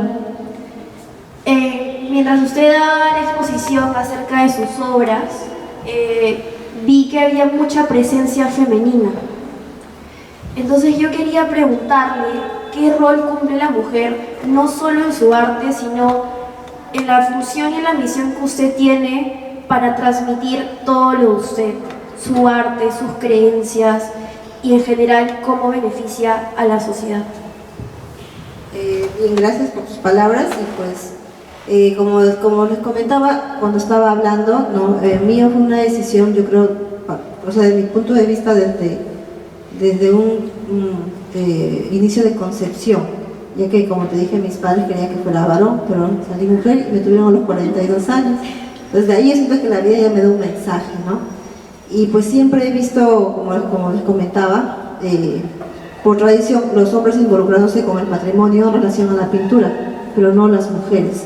Entonces para mí ya fue un mensaje de la vida y quise tomar ese camino. Como dice acá el compañero también, hermano, no es fácil seguir el camino del arte, ¿no? El dibujo, y más también en mi caso, por si no tengo un título académico, yo todo lo he aprendido, heredado en la práctica, pero yo creo que vamos a ir abriendo espacios tanto para el tema del arte que no viene de una academia y para el arte hecho por mujeres. Entonces ahora en la comunidad misma no hay todavía una gran fuerza de presencia de la mujer con relación a las tablas de salvo, pero aquí estamos, obviamente también mi prima también es pintora, estamos en ese camino, ¿no? De dar ese ejemplo y dar continuidad y no, como dice también menciona Wendy, conseguir los fondos a veces no es fácil, muchas veces que hacemos parte por una necesidad emocional de hacer un cambio en tu entorno, y lo económico a veces, como dice, vamos buscando, ¿no? Nos vamos agrupando quienes tenemos esa idea y vamos apoyándonos. Entonces así yo voy trabajando, y yo igual están acá ustedes presentes, sigamos trabajando de esa manera de acuerdo a nuestros conocimientos y también buscando que vayamos creciendo en conjunto. Esa sería mi respuesta. Y bueno, para finalizar con la maestra Wendy Castro. Primero, es increíble cómo usted hace representación a esas críticas y quejas y problemas que hay en la sociedad mediante su arte. Demuestra muchas problemáticas, a la vez que ha mencionado y ha demostrado sus pesares y cómo ha vivido. Un ejemplo es la pandemia o la percepción desde sus hijos. Además, aplaudir, y es un ejemplo a seguir, lo que hace en beneficio a la sociedad. Quería saber si nos podía comentar un poco más acerca de esta ayuda que hace con los niños, de repente una experiencia enriquecedora, de repente la que más la ha llenado en algún momento. Bueno, en general creo que a los niños les hace mucho bien cuando uno les proporciona ciertos aprendizajes a través del arte, sobre todo niños que no tienen la oportunidad de tener acceso a este tipo de educación, se puede decir, ¿no? Porque siempre estos talleres se brindan en espacios de instituciones particulares, ¿no? Y que cuestan demasiado dinero, ¿no? Entonces, cuando nosotros les proporcionamos a los niños arte, sentimos que ellos absorben mucho más. Es como que si estuvieran con tanta sed de querer aprender. Y yo he sentido que estos niños vulnerables, porque hemos estado en barrios donde los niños, pues, hay bastante delincuencia, ¿no? Niños abandonados, niños que están a su suerte, ¿no? Y nos ha llenado de emoción ver a estos niños cómo se han podido acercar, ¿no?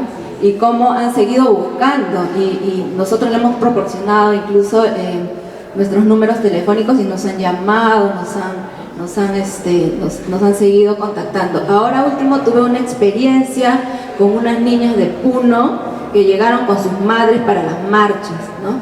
Las madres no las podían dejar a sus niñas, entonces han llegado con sus mamás, y mientras las mamás estaban, pues, saliendo a las marchas, o las mamás también estaban en algunas reuniones, yo tuve la oportunidad de poder también proporcionarles ciertos talleres a las niñas, ¿no?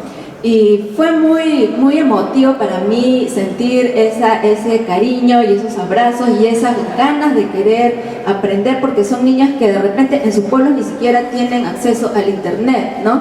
Entonces hemos tratado de ver cómo poder seguir en contacto para que estas niñas también puedan tener acceso a este tipo de cosas que nosotros brindamos, ¿no? Eso en general, pues, es una experiencia muy motivadora para mí, que a pesar que no nos da, pues, ingresos económicos, porque la mayoría de veces yo a veces he gastado hasta dinero de mi bolsillo, y mi familia me quiere matar muchas veces porque me dicen mamá, o mi papá me dice que otra vez, pero es muy enriquecedor para mí poder trabajar con las personas que necesitan y aportar con un granito de arena a través del arte para que este país pueda cambiar y pueda haber mayor igualdad de oportunidades para todos. Muchísimas gracias. Otra pregunta por ella.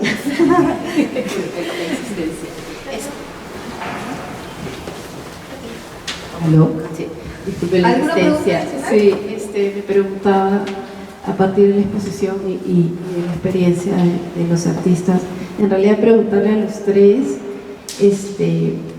me da mucha curiosidad cómo había sido su escolaridad en términos de la educación artística o arte y cultura, que ahora se llama, ¿no?, en la currícula, si era privada o pública, y cómo había sido esa experiencia, ¿no? Y si de alguna manera ha marcado o no, de repente, o ha sido un contraejemplo para desarrollar su carrera.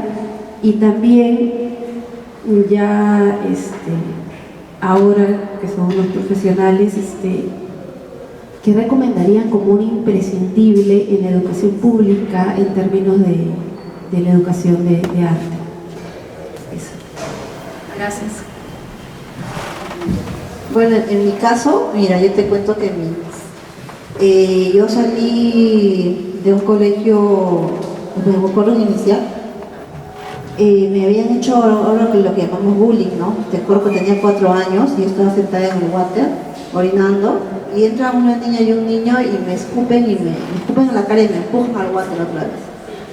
Y luego cuando yo pasaba me ponían el pie para que yo me caiga. Entonces, me recuerdo que yo ya no quería ese colegio. Eran demasiados niños para que controlen una persona o dos. Entonces mi mamá hizo el esfuerzo de pasarme a un particular donde el número de niños era más pequeño. Entonces tenía más control ahí del cuidado, del orden entre niños, ¿no? Entonces es algo que hasta ahora yo me recuerdo ha calado en mí. Y ya luego ya me pasé a un colegio evangélico. Te lo digo porque ahora que toco temas feministas. Entonces, cambiar todo ese concepto también ha sido bastante... Yo era líder de la iglesia, predicaba, hacía células, tocaba puertas, ¿no? Luego ya me empecé a involucrarme con otras informaciones y ahí cuestionarme también, y también cuestionarme el hecho de que por cultura se aprende cierta forma, ¿no?, de ver la vida como mujer de una comunidad, ¿ya? Pues ahí también ya buscando información sobre las mujeres, el pensamiento, la igualdad, la equidad, ¿no? Yo ya fui también tocando esos temas en mis obras. Entonces, en el colegio particular evangélico había curso de arte, había también manualidades, no me quejo ahí, normal, sí me fueron ayudando a afinar mis talentos,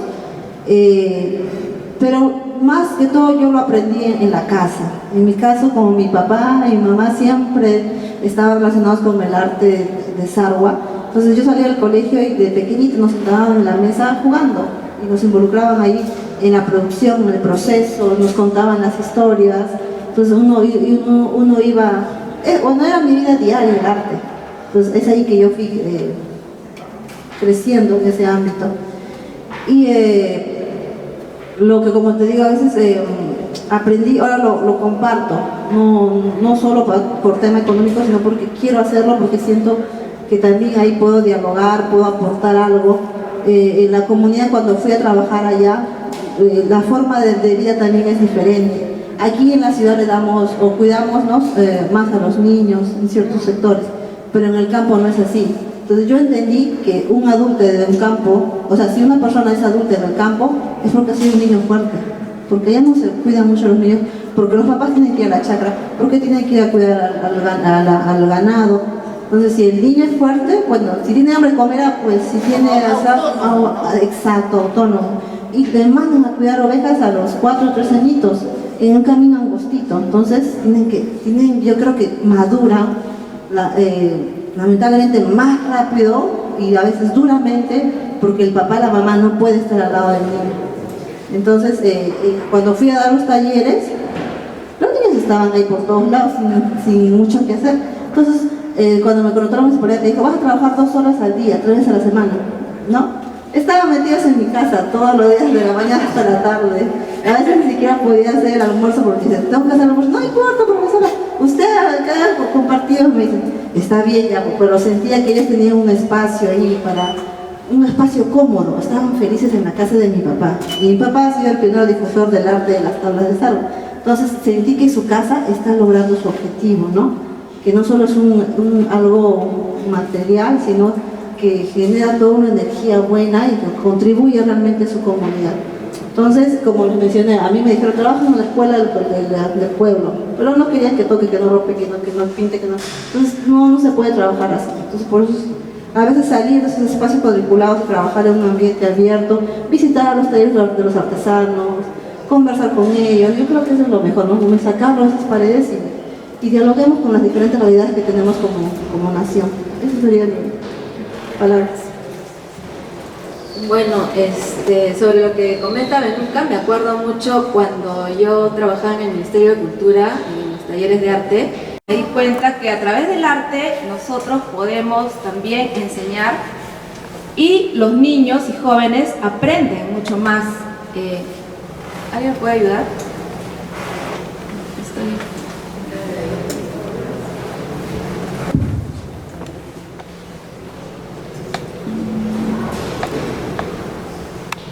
Ya, bueno, ya cargo. Esta es la página web de mi asociación con la que yo realizo gestión cultural, ¿no? Entonces, ¿qué hacemos nosotros? Nosotros trabajamos proyectos sociales, ¿no? También realizamos apoyo social a través de donaciones, realizamos campañas y también talleres, ¿no? Abordamos mucho el tema educativo. Entonces, ¿y por qué un artista visual se interesa por estos temas, dirán ustedes, ¿no? En realidad, a mí siempre me ha movido como artista poder lograr un cambio en la sociedad a través del arte. Sin embargo, en todo el tiempo que yo he venido trabajando como artista visual, he podido lograr muy poco a través del arte, ¿no? Sí, un poco hemos cuestionado ciertos temas, ¿no? Pero más allá de eso no he podido lograr un cambio en la sociedad. Entonces fue así como se me ocurrió formar una asociación sin fines de lucro, conformar una asociación y a través de esta asociación realizar trabajos de gestión cultural, apoyo social y educativo sobre todo, ¿no? Entonces, a través de la asociación nosotros realizamos talleres de arte que tiene que ver pues con inserción de ciertos temas que se tocan en la escuela, pero que a los niños de repente no les agrada, ¿no? Por ejemplo, nos dimos cuenta que el plan curricular del Ministerio de Educación estaba muy mal planteado, ¿no? A los niños se les ofrece una serie de textos con los cuales los niños pues no se sienten muy atraídos, ¿no? Son textos pues muy tediosos o les habían metido en la cabeza que la biblioteca es el lugar de castigo. Por ejemplo, castigado te vas a la biblioteca, ¿no? Entonces los niños, todo este tema del estudio, de la lectura, para ellos era como que algo súper tedioso, aburrido y era como que un castigo, ¿no? Entonces nosotros a través del arte hemos logrado acercarnos a los niños, comprenderlos primero, ver cuáles son sus afinidades, sus gustos, acercarnos a ellos y en base a estas afinidades ofrecerles textos que vayan acorde con lo que ellos con lo que a ellos les agrada, ¿no? Para que también ellos puedan disfrutar de la lectura y del aprendizaje. Fue así como nosotros empezamos a proporcionarles, pues, por ejemplo, a niños que les gusta el fútbol, a proporcionarles buenos textos sobre el tema de fútbol, porque existen muy buenos textos también sobre estos temas. Niños que les gusta, pues, las ilustraciones o los cómics, también, porque les proporcionábamos libros con estas temáticas, ¿no? Así hemos logrado que niños puedan apasionarse por la lectura, ¿no? Y ahora estamos en lo que acabo de presentar aquí en la exposición, que es talleres de serigrafía y de xilografía a niños con escasos recursos económicos. Los talleres son gratuitos y los damos en zonas pues donde existen muchas personas con vulnerabilidad y bueno, a través de estos talleres enseñamos sobre el calentamiento global, sobre lo que es también el cuidado del medio ambiente y todo lo que conlleva a la extinción de los animales, ¿no? Entonces estamos trabajando animales en vías de extinción, animales peruanos en vías de extinción a través de la silografía.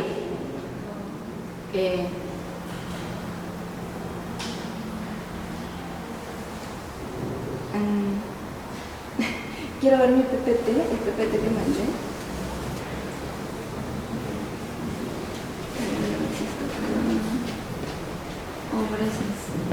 El PPT.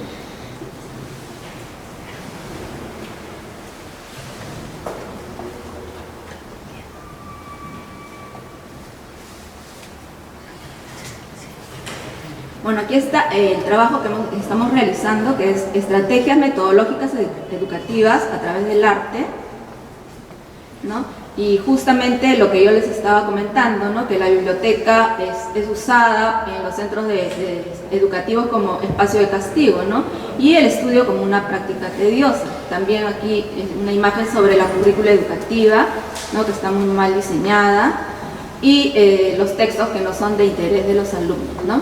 Entonces, la estrategia es aprender viendo, ¿no? Iniciamos, yo soy de Huacho, mi familia es de Huacho, si bien es cierto, estudié en la Escuela de Bellas Artes de Trujillo, pero yo nací en Huacho. Entonces, en Huacho visitábamos el Museo Regional de Huacho, ¿no? De arqueología. Y ahí con los niños observamos toda la simbología y toda la iconografía de la cultura chancay. Luego, con algunas ideas y algunos apuntes, regresamos al aula y empezamos a trabajar trabajos creativos, paisajes, etcétera, con esta iconografía. De esta manera, los niños aprendieron muchísimo sobre la cultura chancay, más que en un curso pues de historia, ¿no? De historia del Perú, ¿no? Lo mismo, aquí está pues algunas imágenes, ¿no? Lo mismo estamos realizando con lo que es el medio ambiente, cuidado del medio ambiente, los animales en peligro de extinción, ¿no? Aquí está la silografía y también un poco de arte inclusivo, porque este taller lo hemos llevado también a centros educativos especiales, ¿no? Yo tengo un niño con autismo y bueno, hemos podido experimentar también con los niños con autismo cómo se han podido expresar, han podido desarrollar sus capacidades a través del arte, ¿no? Lo que nosotros pues pensábamos que era casi imposible, nos quedamos súper sorprendidos cómo estos niños han podido desarrollar sus capacidades, ¿no? Entonces, eso es un poco lo que yo les quería contar. En realidad yo hago 1000 cosas, si les cuento todo lo que hago, pues no terminaríamos. Yo estoy involucrada en muchos colectivos feministas aquí en Lima, activo con Alfombra Roja, con el colectivo de mujeres y diversidades de todas las sangres. Soy una de las impulsoras, las gestoras y fundadoras de la Asociación de Artistas Mujeres del Perú, MAC Perú, y del colectivo de artistas peruanas. También soy una de las impulsadoras de la red de trabajadoras de las artes y varios colectivos más, ¿no? Estoy involucrada mucho con este tema de género y bueno, les voy a mostrar un poco el videito de las cosas que hacemos con los niños.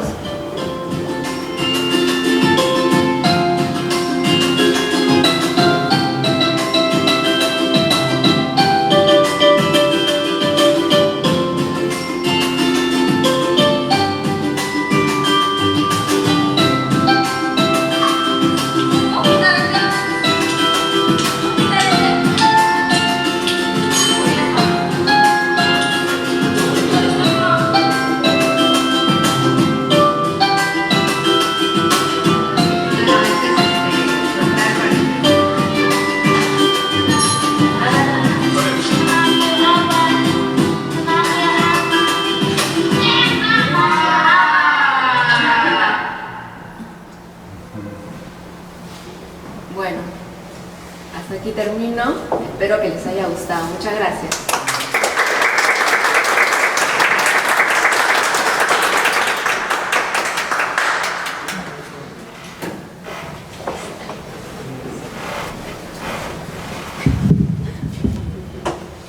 Bueno, ahora sí vamos a comenzar con la ronda de preguntas del público en relación a lo que hemos podido escuchar hoy día con la ponencia de Benuca, de Julio y por último de Wendy. ¿Alguna pregunta del público? ¿Sí?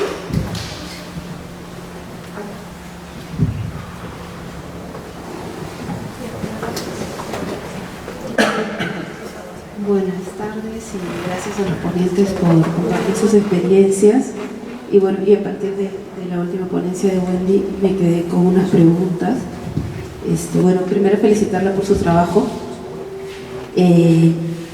Mencionó que era arte educadora y a mí eso me quedó así como retomando bastante, porque yo también soy artista, también soy arte educadora y tengo un montón de también amigas, mujeres artistas que terminamos haciendo arte educación, ¿no? Como una salida de sustento y luego encontrándole todas las posibilidades de lo que significa ser arte educadora. Mencionaste que la currícula estaba muy mal diseñada y que también eras arte educadora, entonces me quedé con la pregunta si tu experiencia de arte educación era en la educación formal, de escuela pública o escuela privada o talleres privados, como para saber, ¿no? de qué contexto estamos hablando, pero hablaste de currícula, entonces sospecho que estás en la escuela, entonces me gustaría saber un poco más y saber, cuando mencionaste que estaba muy mal diseñada, ¿en qué puntos podrías compartirnos que consideras tú que está muy mal diseñada esa currícula? Por otro lado, también me preguntaba el tema del proyecto que tienes, que mencionaste que era sin fines de lucro, y yo también como artista y como muchas compañeras hemos hecho estos experimentos, pero hacer un proyecto sin fines de lucro necesita un presupuesto y necesita una sostenibilidad. Entonces también me preguntaba curiosamente cómo hacen, ¿no? como grupo para sostener algo sin fines de lucro y cómo logran financiar estos proyectos.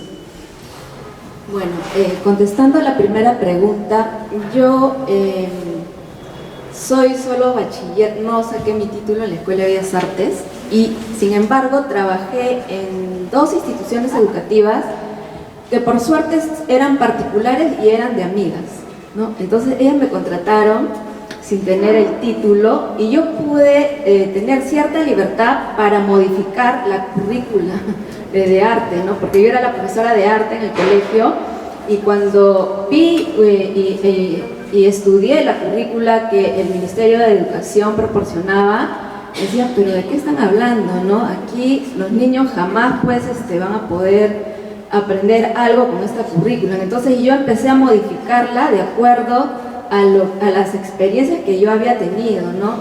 Con los niños. Entonces nos íbamos, como yo comentaba, a los museos, o sea, hacía totalmente cosas muy diferentes a lo que estaba escrito ahí en la currícula, ¿no?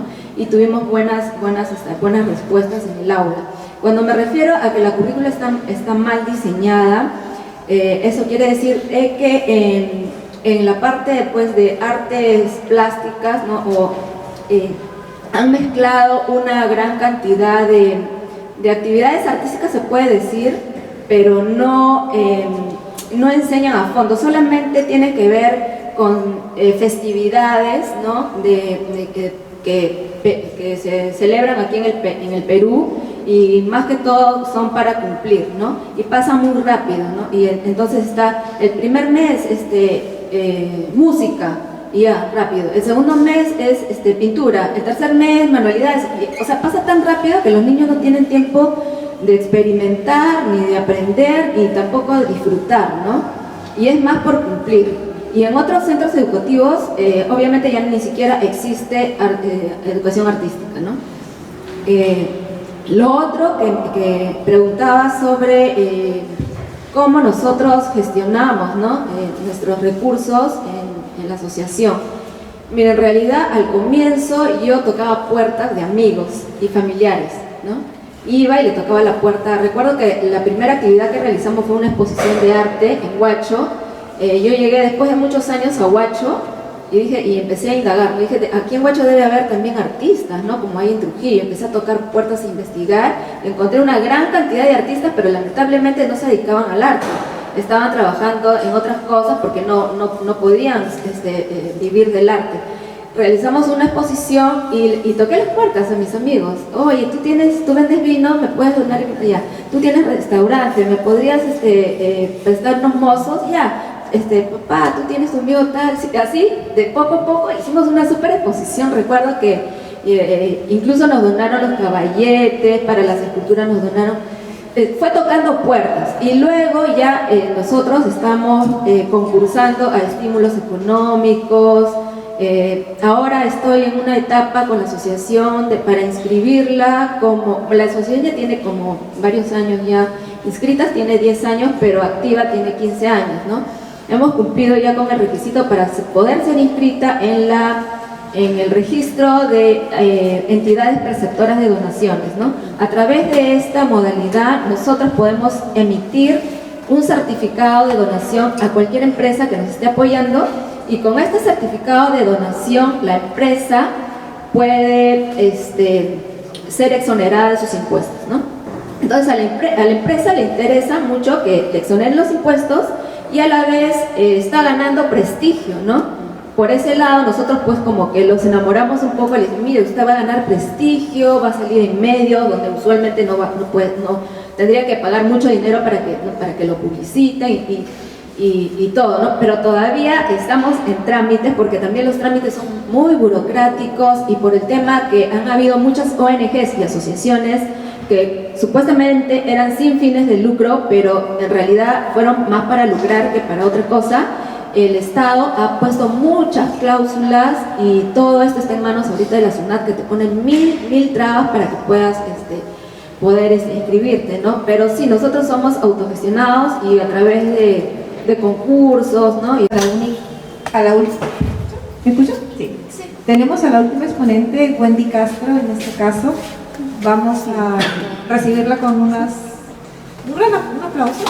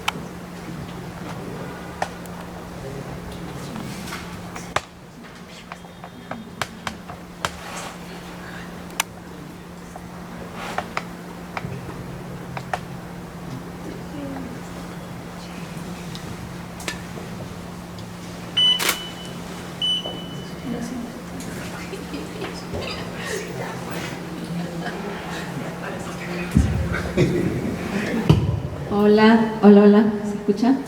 ¿Qué tal? Buenas tardes con todos, con todas. Es un gusto tenerlos aquí, es un gusto también para mí ser parte de esta interesante exposición. Me encanta poder exponer con tantos artistas que, bueno, a su vez tenemos algo en común, ¿no? Que hemos adentrado un poco en el tema de la educación. Yo en realidad estaba viendo justo las imágenes de Julio, del trabajo de Julio, y me ponía a pensar, ¿no? Qué maravillosos son los colores, ¿no? Y yo realizo una obra más monócroma, ¿no? Estoy hace años trabajando entre el blanco y el negro, ¿no? Y los grises, y no sé por qué hasta ahora, a veces me hago la pregunta, ¿no? Pero bueno, les voy a contar un poco sobre mi trabajo. Yo soy artista visual de la Escuela de Bellas Artes de Trujillo. Soy también gestora cultural y arte educadora, ¿no? A través de mi trabajo, yo, a ver, les voy a mostrar un poco acá mi blog.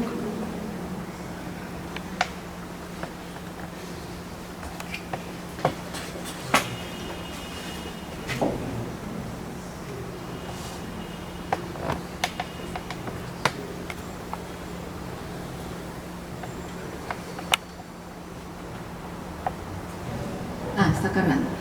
Bueno, les comento que, bueno, yo abordo los temas de género, los temas de mujer, de familia, ¿no? Desde una perspectiva muy íntima, ¿no? Muy personal. También los temas de contexto social y la técnica que utilizo es la serigrafía en capas de malla, ¿no? Es una técnica que yo vengo trabajando ya desde 2005. Bueno, esta es de una muestra individual que realicé en el Cultural de Trujillo, ¿no? Estas son siluetas mías, ¿no? Siempre trabajo en torno a mi vida personal, a lo que me está sucediendo como mujer, a lo que está sucediendo pues también en el contexto actual. También aquí, por ejemplo, tengo una serigrafía sobre acrílicos, ¿no? Con temática pues de mujeres, pero también tiene que ver con el racismo, ¿no? Sobre derechos también humanos, que son temas que a mí me interesan, ¿no? Esta también fue otra muestra, que también era sobre, yo trabajo con capas de malla, ¿no? En estos trabajos los ubico en un solo contexto, en una sola caja, se podría decir, con imágenes, trabajo con imágenes, por ejemplo aquí hay imágenes de personas citadinas y al fondo se pueden apreciar imágenes de personas del Ande o personas de la selva, ¿no?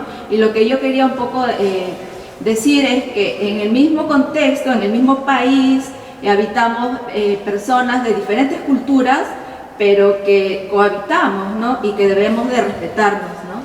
Y también y acá abordo bastante el tema del racismo. Esta fue una exposición que realicé en el 2009, creo, pero si ustedes se ponen a indagar un poco sobre la temática es como que no ha cambiado mucho, ¿no? En nuestro país este tema del racismo, de la discriminación, ¿no? Estamos ya 2023, ¿no? Y fácilmente esta muestra pues se puede pensar que tiene que ver con el contexto actual, ¿no?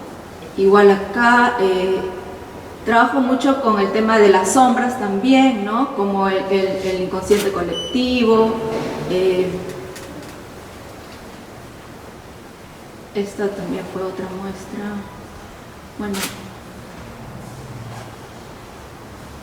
aquí también esta fue una muestra donde yo abordaba el tema del género, ¿no? Y los temas sociales también. Sobre todo, había pues ubicado a los hombres con roles totalmente opuestos, ¿no? Hombres con roles que normalmente están asociados con la mujer. Esta fue mi primera muestra individual, que abordé el tema de la niñez, ¿no? Cómo los niños también son súper libres, ¿no? Espontáneos y sinceros, ¿no? Algo que nosotros los adultos ya como que nos hemos olvidado, ¿no? Entonces yo me adentré un poco a ese mundo de los niños, porque en ese tiempo yo tenía mis hijos que estaban pequeños, y empecé a indagar, ¿no? Cómo ellos ven el mundo. Por ejemplo, aquí está pues mi hija que veía pues la refrigeradora súper inmensa, ¿no? Y eso pues lo traté pues de plasmar aquí. En esa época todavía hacía algo, un poquito de color. Esto fue en el 2005, ¿no? Acá es el amigo imaginario de mi hijo. Traté de plasmar las cosas, pero como una niña también. No me preocupé por hacerlo tal cual como una fotografía, ¿no? Porque estaba yo hablando con los niños, jugando con los niños, ¿no? Incluso en la galería puse pues, recuerdo aquí está, un juego de tejas en el piso, donde las personas también podían jugar, podían ir saltando y llegar hacia el video. Y están los trabajos también que realizamos con niños, que están acá al costado pegados, y al fondo un mural también que pintamos, ¿no? En el televisor se podía apreciar pues el video de todo el proceso, ¿no? Entonces,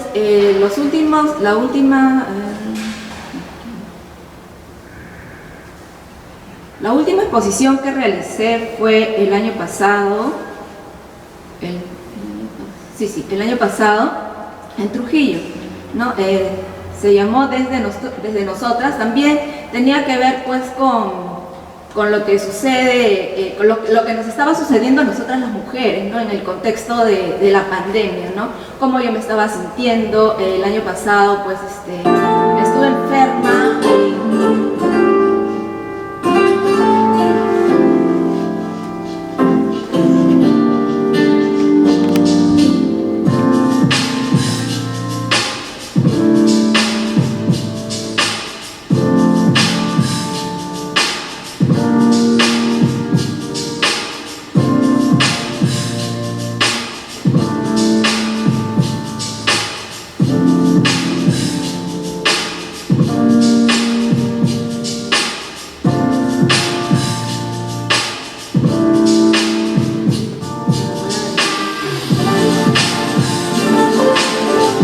hubo también un conversatorio, ¿no?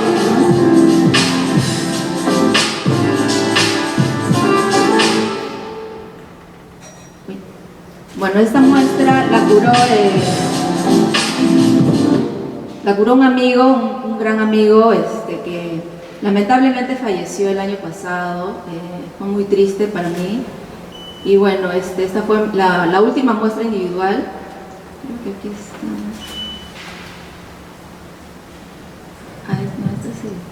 Ya. Bueno, esta muestra hablaba pues también igual sobre mí, sobre lo que yo estaba pasando en ese momento, ¿no? Un momento de post-pandémico, ¿no?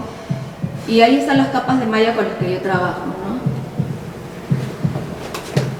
Con respecto a mi trabajo, yo abordo como artista plástica visual todo lo que es el tema del arte, pero también yo realizo gestión cultural y también soy arte educadora, ¿no?